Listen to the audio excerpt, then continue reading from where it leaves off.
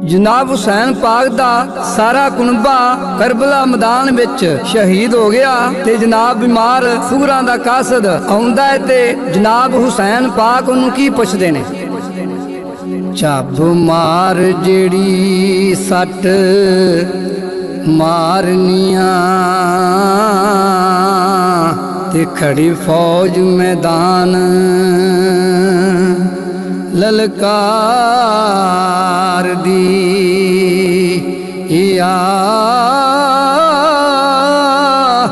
ऐन वक्त कास दा आन मिलियों मुलाकात हो जांदी वार दी।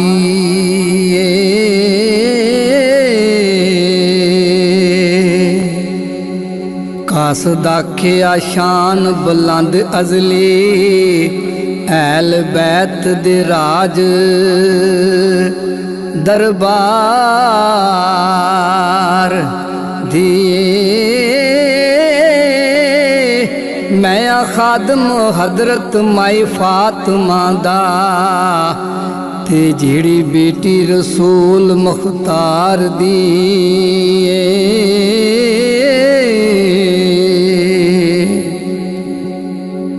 मैं पिया शहर मदीनियों गुजरदा सा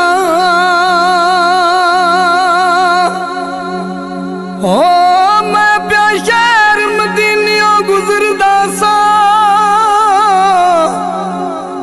मैं पिया शहर मदीनियों गुजरदा सा ते अजब कुदरत रब्बे गुफार दिए।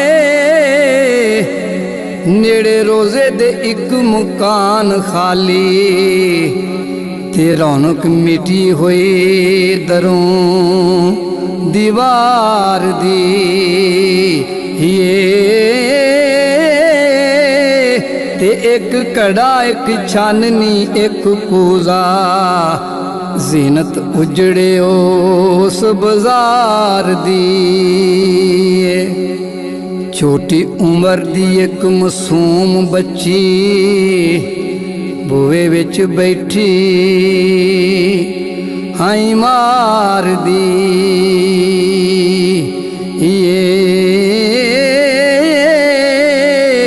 या हुसैन हुसैन हुसैन अब्बा या हुसैन हुसैन पुकार दी।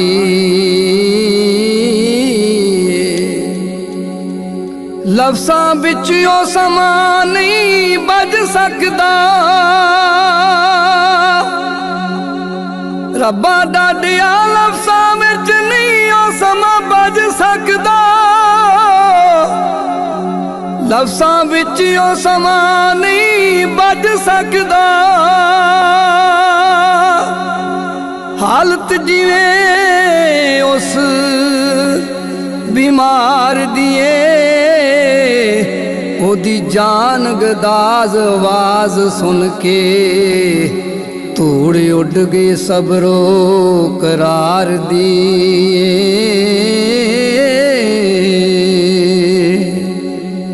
मेरे तक दिया डुल पे खून आंसू रब्बा डाडिया मेरे तक दिया डुल पे खून आंसू। सुध बुध ना रही रफ्तार दिए। नेड़े हो के छुतरती उतर के मैं सुध सार पुछे घर बार दी।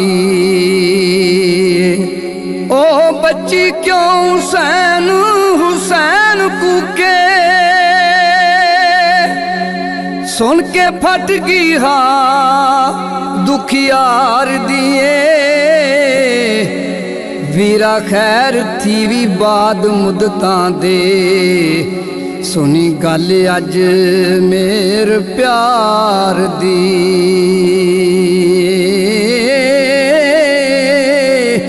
दैम की दसां दसन नहीं होंदा ਜਿਵੇਂ ਰੋਕ ਕੇ ਅਰਜ਼ ਗੁਜ਼ਾਰ ਦੀ